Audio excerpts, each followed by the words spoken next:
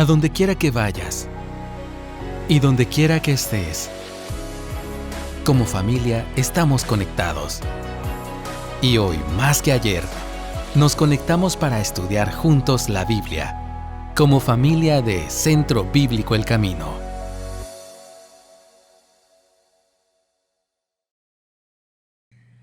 Es un gusto estar aquí esta mañana.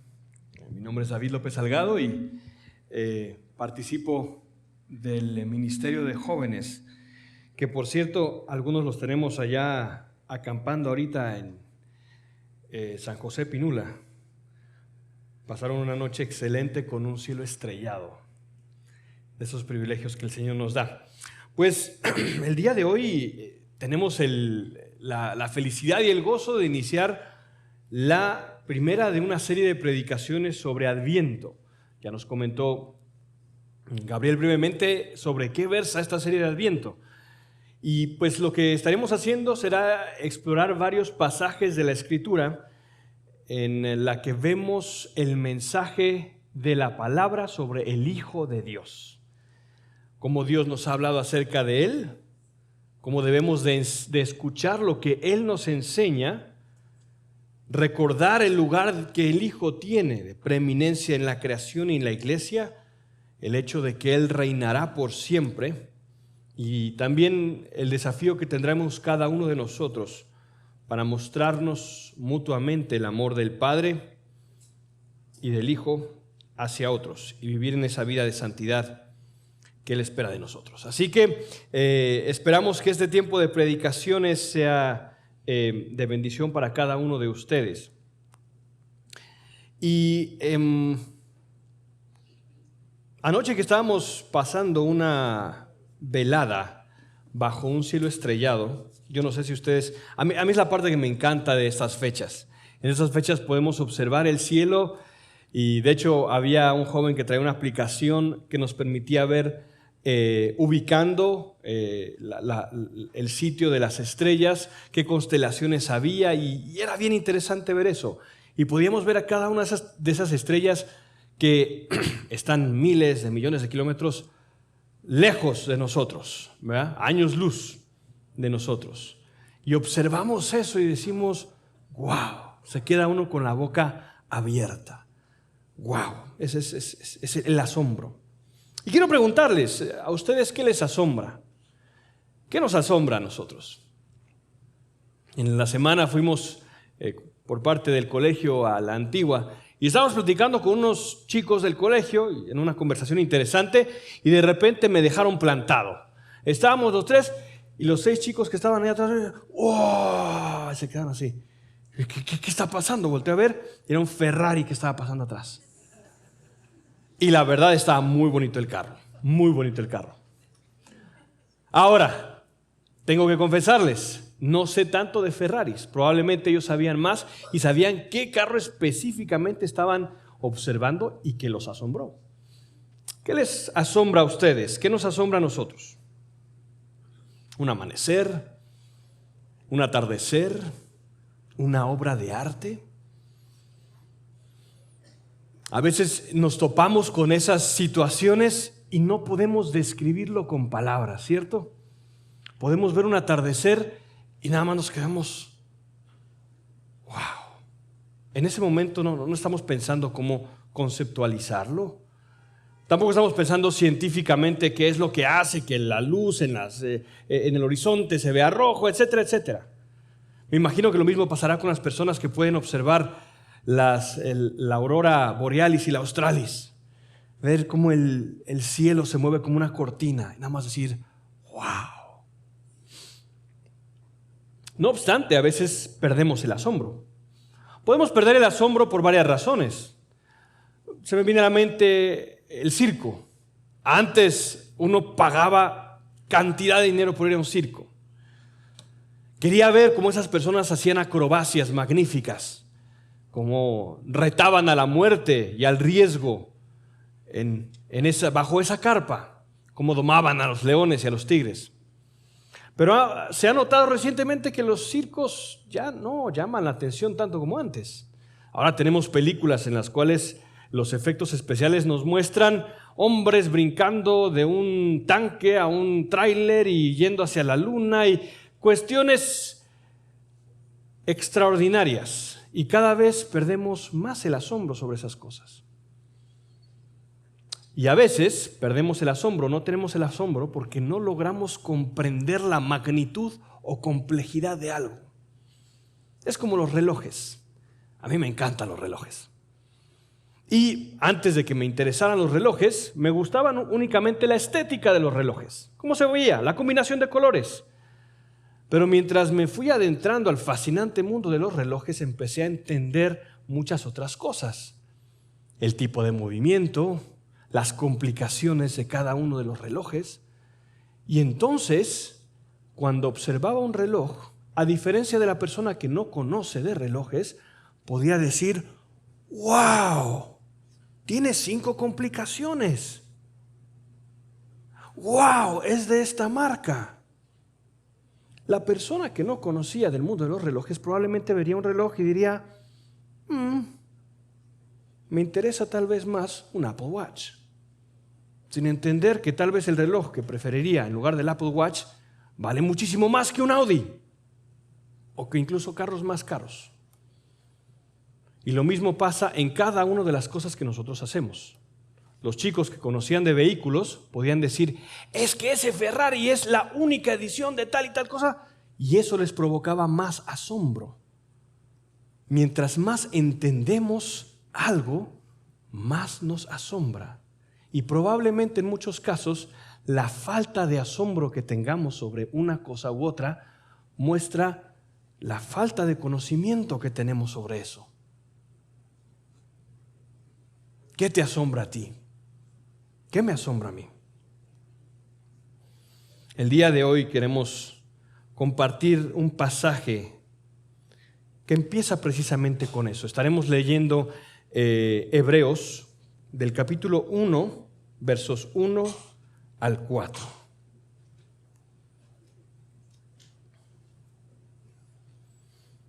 Leo el primer versículo. Esta carta, como ya habrán escuchado muchos de ustedes, fue escrita por alguien que se dirigía a un grupo de personas de trasfondo hebreo. Tradicionalmente se ha pensado que fue el apóstol Pablo, pero no tenemos total certeza de eso. Dice, Dios, habiendo hablado hace mucho tiempo, en muchas ocasiones y de muchas maneras, a los padres por los profetas. En las cartas usuales se empezaba escribiendo con un saludo. Había un saludo inicial. En cambio, esta era una epístola. La epístola iba dirigida a un público más grande. Y el autor va directo al grano, directo hacia el tema que nos convoca. La revelación final y definitiva de Dios en Jesucristo, su Hijo. Y el autor quiere contrastar o contraponer o comparar esta revelación con la revelación anterior que era fragmentaria por mucho tiempo por medio de los profetas. Y algo que nos llama la atención es que si leemos este pasaje en el griego original, hay una declaración que repite constantemente las palabras en griego que inician con P. En griego suena así: Polimeros, kai, politropos, palai, jotheos, la lesa estois patrasin entois profetais. P. En literatura le conocemos como una aliteración.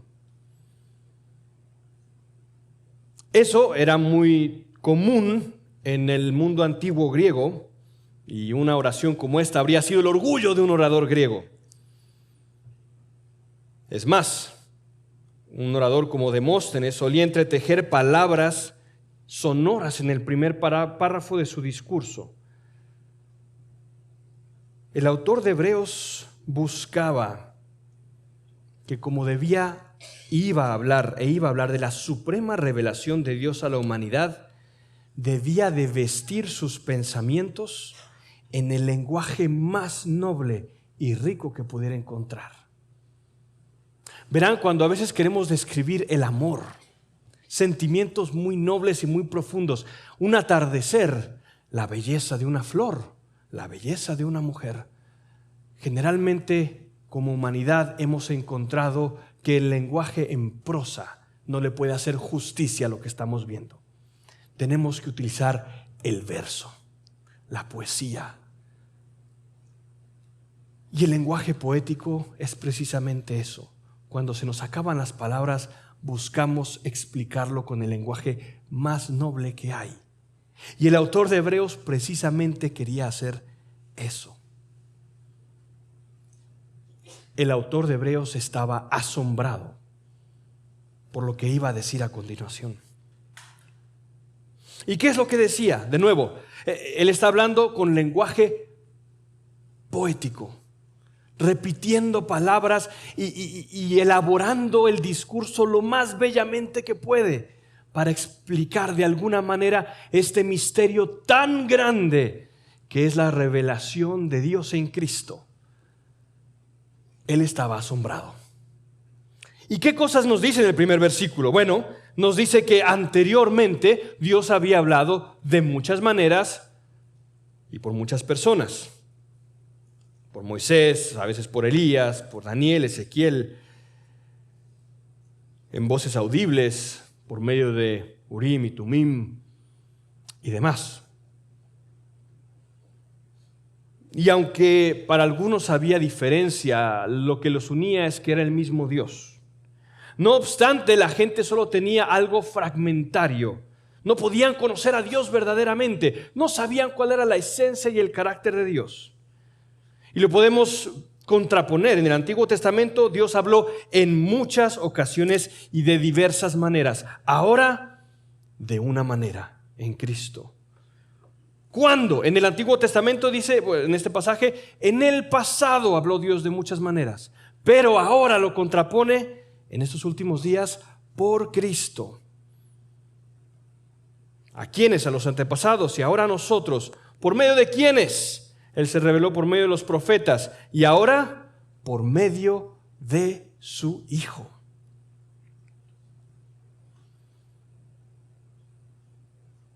El autor de Hebreos le escribía a una comunidad que se jactaba de ser una comunidad de la revelación, los poseedores de la revelación divina. No obstante, aquí el Señor les decía, lo que ha ocurrido ahora no tiene paralelo, es asombroso. Ahora su revelación era uno. Y saben, en todas las culturas del mundo y en muchas religiones del mundo se enfatiza esa diferencia entre lo que podemos comprender de Dios y simplemente aquello que es totalmente imposible de comprender. En textos de religiones, por ejemplo, como el Bhagavad Gita, se explica precisamente eso. El ser humano no puede comprender eso otro, a Dios, al todo. Y entran en crisis porque nunca pueden comprender, no conocen a Dios. Lo ven veladamente, como dicen Romanos. ¿No es asombroso que ese Dios al cual tantas personas de todo el mundo constantemente dicen, es imposible conocerlo? Nosotros sabemos que sí se puede conocer y que su revelación se ha sido presentada a nosotros por Cristo. ¿No es eso asombroso?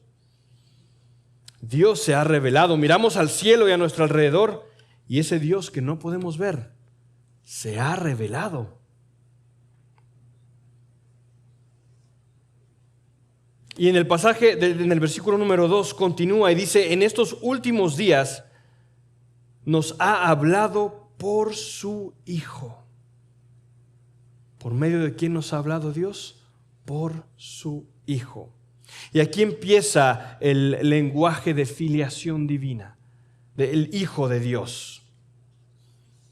¿Y qué dice acerca del Hijo de Dios? Vamos a ver una serie de descripciones que nos hablan acerca del Hijo de Dios. Lo primero que nos dice es a quien constituyó heredero de todas las cosas. Al igual que en la poesía, esta imagen nos es imposible comprenderla en su totalidad. Nos escapa el entendimiento. Por medio de su Hijo, Dios hizo el universo, estuvo presente en la creación y es soberano de todo lo creado. Cuando habla de todas las cosas, se refiere a todo el orden creado que ha continuado desarrollándose en el transcurso del tiempo. Él ha creado todo por medio de su Hijo.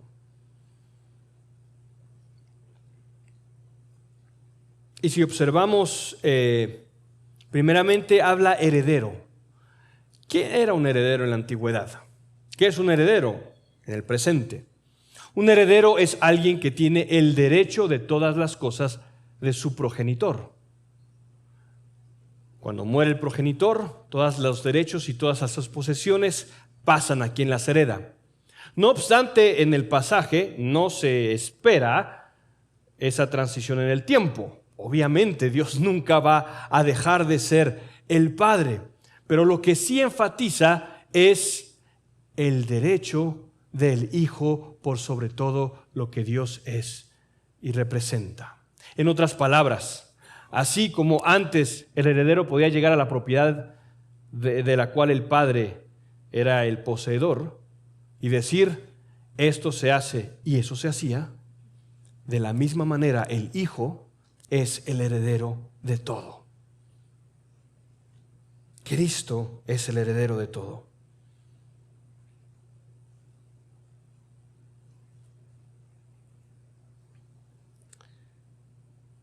Y llama la atención no solamente eso, sino también que nos dice que fue por medio de Él quien hizo también el universo. Y en la antigüedad había esta idea de la sabiduría. Lo podemos observar, y si me hacen favor de ir conmigo a Proverbios 8:30. En este caso se habla de la sabiduría.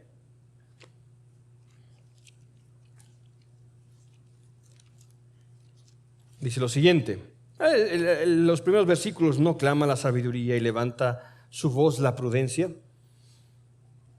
Y sigue hablando la sabiduría. Y dice entonces el 30, yo estaba entonces junto a él como arquitecto. Yo era su delicia de día en día, regocijándome en todo tiempo en su presencia. A lo largo de la historia, muchos comentaristas de la Biblia y muchos teólogos han visto ahí una referencia velada de lo que era Cristo. Cristo era esa sabiduría. Los griegos le llamaban, y por lenguaje de Juan, el Logos. Y filosóficamente el Logos era precisamente eso, relacionado a esa sabiduría divina. Por medio de Cristo se hizo el universo.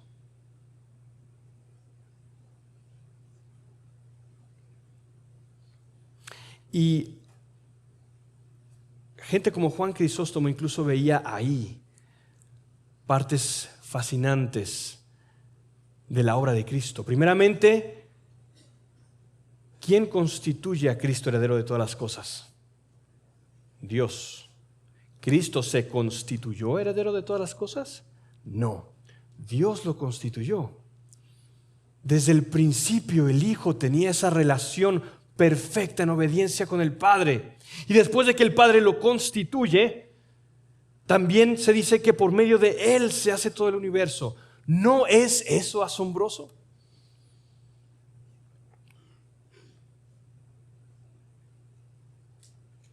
En otras palabras, Dios hizo todo el universo, todas las eras, todo lo existente por medio de Cristo.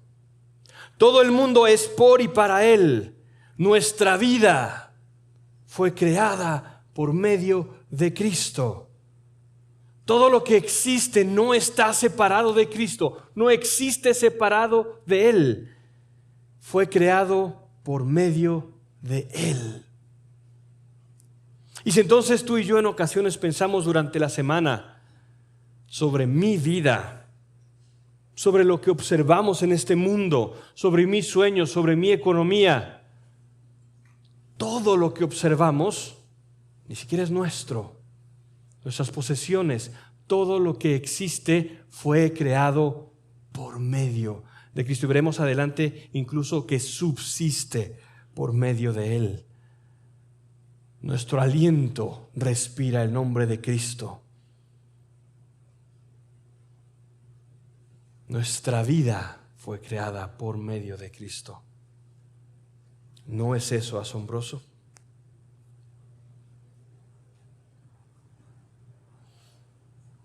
Y el escritor de Hebreos estaba asombrado. Y yo me pregunto, ¿cuántas veces en nuestra semana, cuántas veces en nuestra vida somos conscientes de la centralidad de Cristo en todo lo que somos? En todo.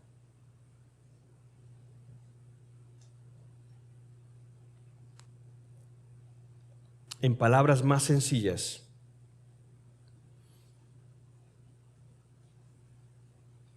Cristo es el heredero de todo lo que somos, de todo lo que observamos. Por medio de Él fue hecho todo.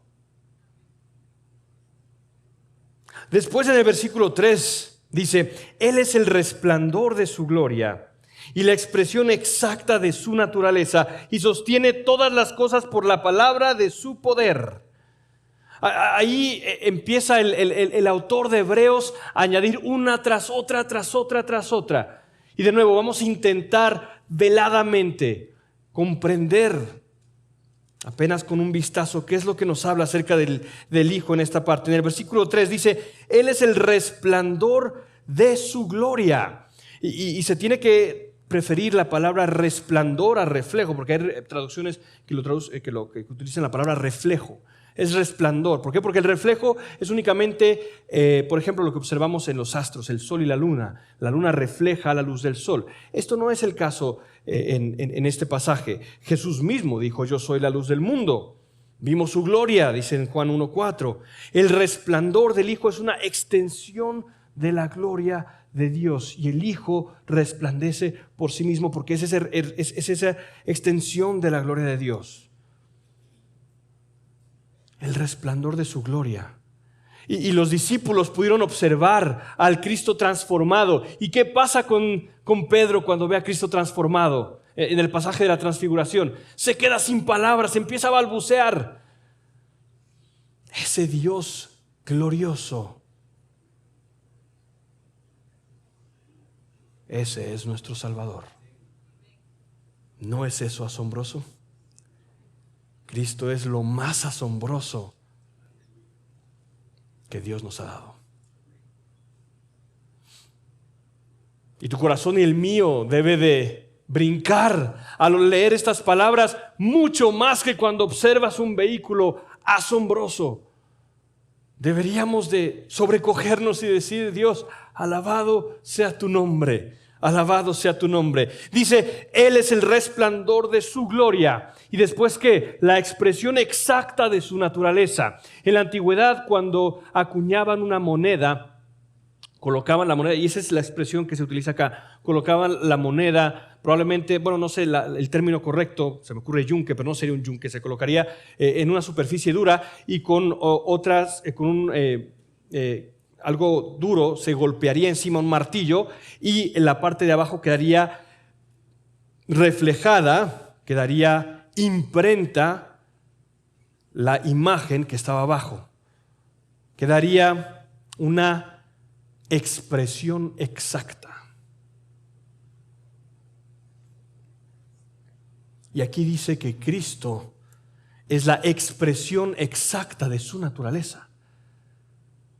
Y en contra de gente que incluso fueron de los primeros series de herejías, tal vez en la segunda o tercera generación del cristianismo, que observaban a un Dios en el Antiguo Testamento como un Dios airado y el Dios del Nuevo, un Dios más alegre. La Biblia dice no.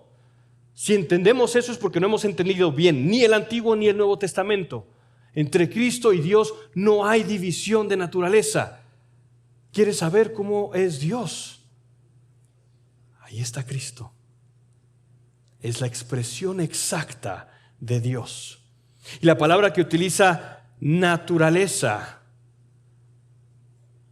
es precisamente la palabra que después se utilizó en los credos, hipóstasis, de su sustancia. Cristo es la expresión exacta de la naturaleza de Dios. ¿Quieres saber cómo es Dios Padre? Él se reveló en Cristo. ¿No es eso asombroso?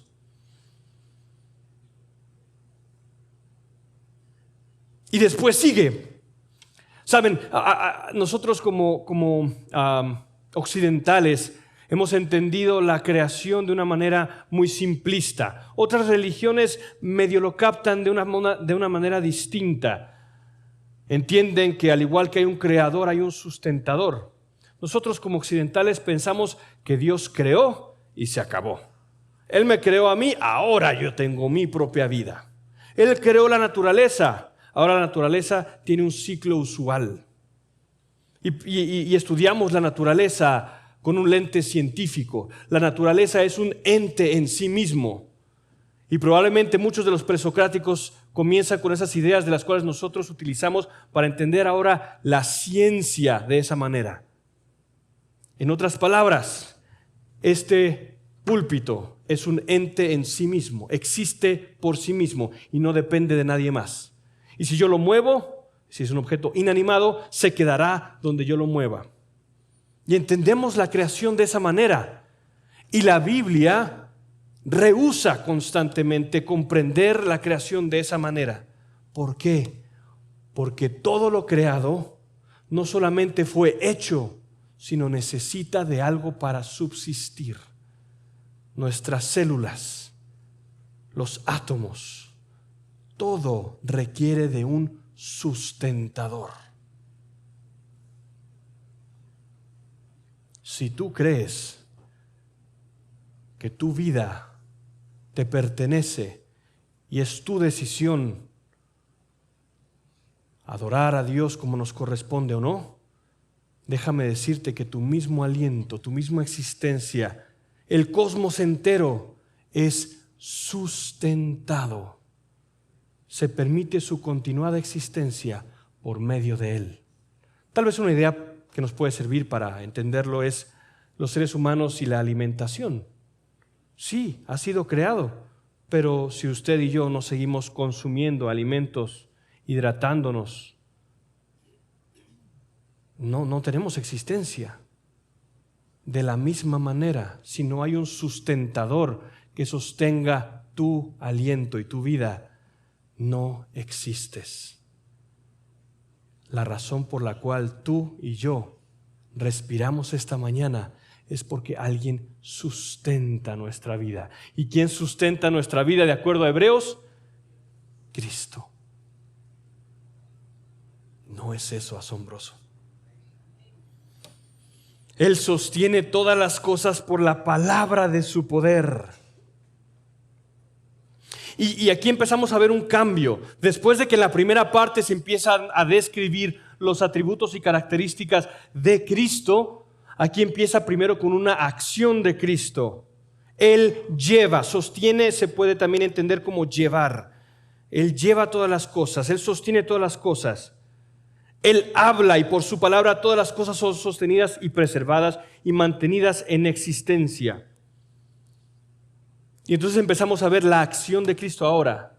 ¿Cuál es la primera acción que se habla de Cristo? Esta, que Él sostiene las cosas. Anteriormente se hablan de las características. Él es constituido, se hace el universo por medio de Él. Él es el resplandor del Padre, la expresión exacta, y ahora habla de su obra. Sostener a la creación, el preservador de la creación, el que preserva todo. Y después se habla de otra cosa asombrosa que ha hecho Cristo. Leámoslo. Voy a leer desde el principio del versículo 3. Él es el resplandor de su gloria y la expresión exacta de su naturaleza, y sostiene todas las cosas por la palabra de su poder.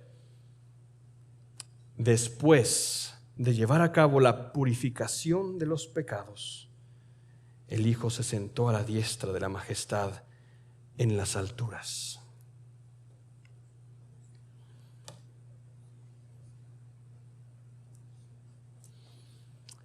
este libro de Hebreos enfatiza una y otra vez el trasfondo sacerdotal que tenían los hebreos. Se hablará más adelante de el sumo sacerdote supremo. En la antigüedad, un sacerdote, en el antiguo pacto, un sacerdote que quería presentar sacrificio en expiación. ¿Qué significaba expiación? Bueno, cuando yo cometía un pecado, cuando yo cometía una transgresión contra la ley de Dios, tenía que ofrecer un sacrificio que llevara ese pecado mío. Y el sumo sacerdote tenía anualmente momento único en el cual realizaba la misma labor por parte de todo el pueblo. Y entraba al lugar santísimo y presentaba una expiación por los pecados del pueblo.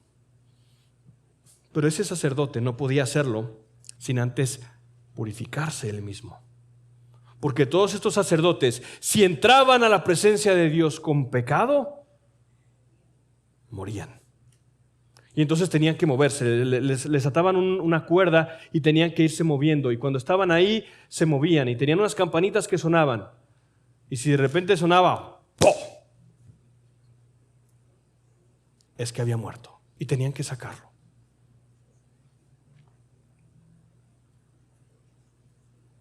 Hubo un sacerdote que presentó un sacrificio de expiación por ti y por mí, que no solamente Él era el sacrificio perfecto, sino que también Él no había cometido pecado. Él no necesitaba pedir perdón por sus pecados como todos los sacerdotes en el Antiguo Testamento. Él, después de esta descripción, sustenta todas las cosas. Por medio de Él fue creado el universo. Él tomó forma de siervo, fue hecho semejante a los hombres y estando en la condición de hombre, se humilló a sí mismo, tomando forma de siervo y hecho semejante a los hombres, y fue obediente hasta la muerte y muerte de cruz. Por ti y por mí, por quien todo fue creado y por quien todo se sustenta, decidió presentarse como sacrificio perfecto por ti y por mí, dar su vida en expiación perfecta por ti y por mí. ¿No es eso asombroso? Este Dios perfecto, esta Trinidad perfecta, y tú y yo, pecadores, y somos redimidos por Él. ¿No es eso asombroso? Y dice, después de llevar a cabo la purificación de los pecados, el Hijo se sentó a la diestra de la majestad en las alturas. Nuestra mente humana no puede comprender la magnitud de esa majestad. No lo puede comprender nuestro cerebro humano. Es más, Moisés en el Antiguo Testamento le pidió a Dios, Dios, muéstrame tu gloria. Y Dios le dijo, quien vea mi gloria no puede vivir. ¿Sabes por qué? Porque somos completamente diferentes. Porque tú eres humano, yo soy humano, Él es Dios. No hay comparación.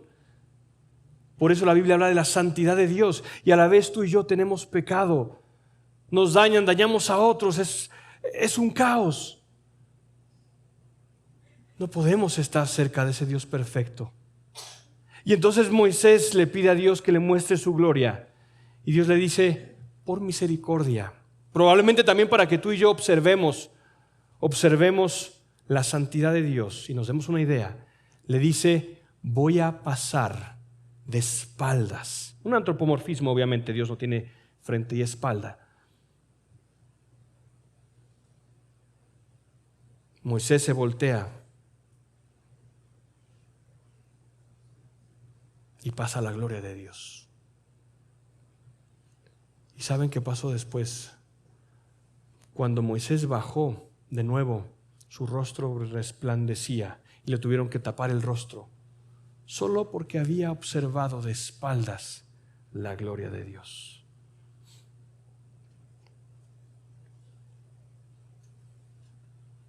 Y ahora Cristo está a la derecha de esa gloria de Dios. El Hijo se sentó a la diestra de la majestad en las alturas. Y por ende Dios le ha dado el nombre que es sobre todo nombre. Y después de haber hecho el sacrificio perfecto por ti y por mí, Él se sienta a la diestra en gloria de Dios. ¿No es eso asombroso? Que aquel niño en el pesebre del cual cantamos en diciembre se sentó a la diestra de Dios. ¿No es esa una paradoja asombrosa? Que alguien con esa gloria naciera y fuera colocado en un sitio donde los animales comían. ¿No es esa la paradoja más grande de la humanidad? Y finalmente el versículo 4 dice, siendo mucho mejor que los ángeles, por cuanto ha heredado un nombre más excelente que ellos. Y esto nos recuerda un poco a 2 Corintios 2:9, cuando se habla de Cristo siendo un poco menor que los ángeles. En ese pasaje se habla acerca de la humanidad de Cristo, pero acá habla acerca de su naturaleza divina, y es mucho más alto que los ángeles. El pueblo de Israel a veces pensaba y ensalzaba a los ángeles, porque por medio de los ángeles, el pueblo de Israel post-exilio, después de que fueron a Babilonia, daban un nombre importante, un sitio importante a los ángeles, porque por medio de los ángeles la palabra había sido dada, muchos pensaban. Y aquí el autor dice no. Y pensemos en la cultura popular, cuántas personas dicen y oran al ángel de la guardia. O cuántas personas dicen, bueno, vi un ángel, o tal persona dice que vio un ángel. Y pensamos en este mundo mayor al nuestro. Y él dice, los ángeles no son nada. El Hijo es mucho mayor a los ángeles, por cuanto ha heredado un nombre más excelente que ellos.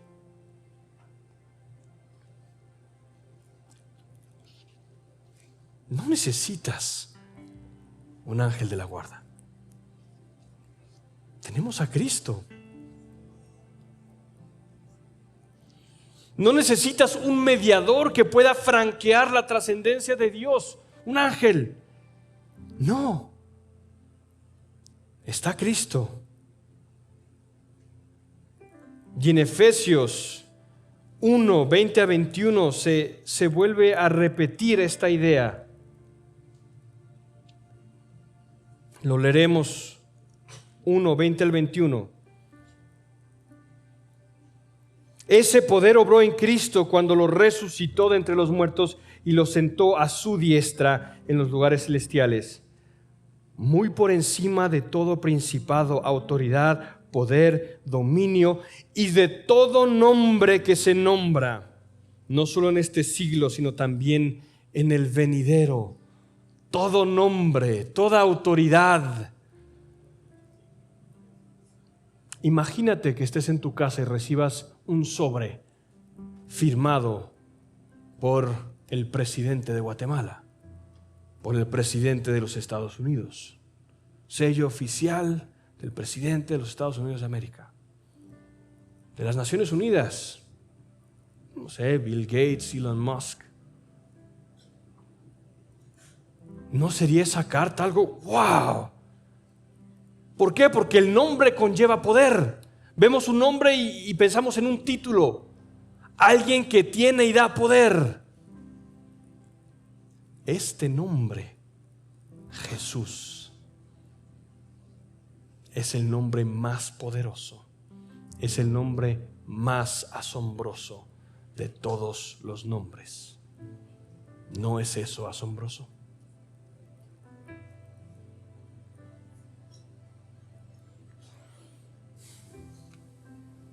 Cristo es lo más asombroso. Cristo es lo más maravilloso que le ha pasado a este mundo.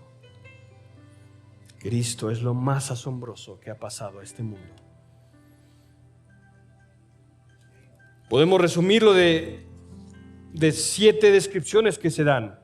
En otras palabras, Cristo es el profeta por medio de quien Dios ha hablado, el creador del universo por quien las cosas fueron creadas, más bien dicho, el heredero de todas las cosas, la representación, el fiel reflejo, el reflejo exacto, la representación exacta de la naturaleza de Dios, el sustentador de todas las cosas, el sacerdote que dio purificación de los pecados perfecto, y el rey que se sentó en su lugar de honor. Quiero animarte a que no pierdas tu asombro. Al igual que, como decía al principio con el ejemplo de los relojes, yo no podía asombrarme al ver un reloj porque no entendía qué representaba ese reloj. Y perdonen la ridiculez de comparar un reloj con algo tan grande. Pero a veces la razón por la cual nos topamos con la revelación de Dios y nuestro corazón no brinca es porque no hemos entendido quién es Dios, quiénes somos nosotros. Si tu corazón no brinca al repetir Emmanuel, Dios con nosotros, probablemente nos hace falta recuperar nuestro asombro. Y si no te asombras, debes entender y profundizar para así asombrarte. Y entonces contar a otros de este regalo asombroso. Cristo es la revelación perfecta de Dios. Cristo es lo más asombroso que le ha pasado a este mundo. Oremos.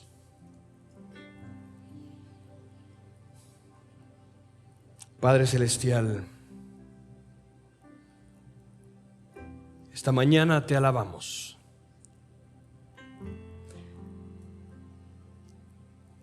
Te alabamos con la boca que tú nos has dado.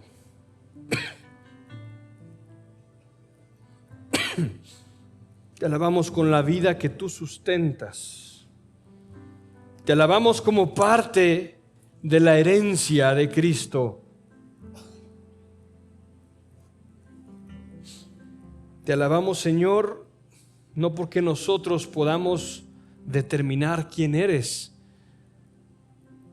sino como un simple reflejo de nuestro asombro. Y al igual, Señor, que el escritor de Hebreos, nos aferramos a este lenguaje poético, si se quiere, porque nunca vamos a poder describir ni de cerca tu grandeza, ni la podremos entender. De manera velada, como un niño que mira un atardecer y abre la boca en asombro, así, Señor, te contemplamos con nuestros ojos limitados y no nos queda más que decir: tuya es la gloria, tú eres santo, tú eres el Señor. Gracias, Señor, porque este creador, sustentador, porque en todo fue hecho y sustenta todo, el heredero de todo, también vino a un pesebre. Y celebramos tu venida, Señor, y nos asombramos. Nos asombramos.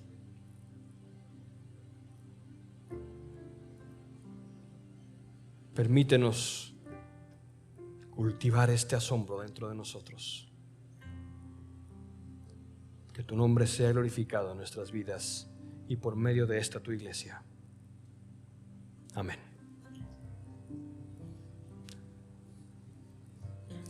Voy a invitarles a ponerse de pie y leer junto conmigo un pasaje que nos despedirá esta mañana. Y se encuentra en la carta de Pablo a los Filipenses, en el capítulo 2. Y de nuevo, todos los estudiosos de la Biblia coinciden en que del versículo 5 al 11, lo que está escrito ahí es un himno primitivo, un himno, una canción. ¿Por qué? Porque la grandeza de Dios a veces ni en una carta puede ser contada y solo nos queda lo alegórico, el canto, la poesía. Y dice lo siguiente, leeré desde el versículo 1. Por tanto, si hay algún estímulo en Cristo, Filipenses 2:1, si hay algún consuelo de amor, si alguna comunión del Espíritu, si algún afecto y compasión, hagan completo mi gozo, siendo del mismo sentir, conservando el mismo amor, unidos en espíritu, dedicados a un mismo propósito. No hagan nada por egoísmo o por vanagloria, sino que con actitud humilde, cada uno de ustedes considera al otro como más importante que a sí mismo, no buscando cada uno sus propios intereses, sino más bien los intereses de los demás. Haya pues en ustedes esta actitud que hubo también en Cristo Jesús, el cual, aunque existía en forma de Dios, no consideró el ser igual a Dios como algo a que aferrarse, sino que se despojó a sí mismo, tomando forma de siervo, haciéndose semejante a los hombres, y hallándose en forma de hombre, se humilló él mismo, haciéndose obediente hasta la muerte y muerte de cruz. Por lo cual Dios también lo exaltó hasta lo sumo y le confirió el nombre que es sobre todo nombre, para que al nombre de Jesús se doble toda rodilla de los que están en el cielo y en la tierra y debajo de la tierra, y toda lengua confiese que Jesucristo es el Señor, para gloria de Dios Padre. Voy a pedirle que podamos leer de nuevo del versículo 9 al 11. Levantemos nuestros brazos en señal de alabanza y adoración al Señor.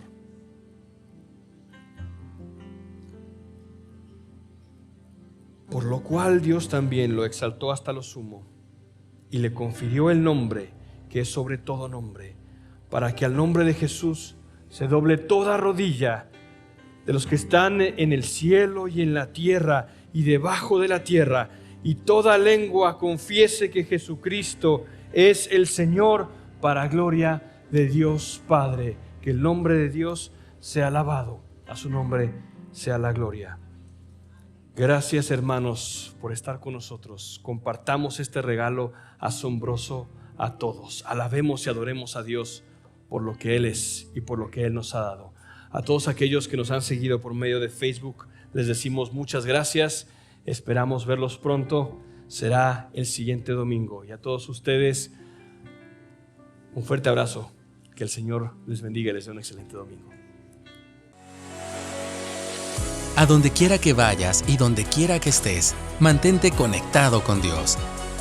Y también conéctate con nosotros a través de nuestras redes sociales.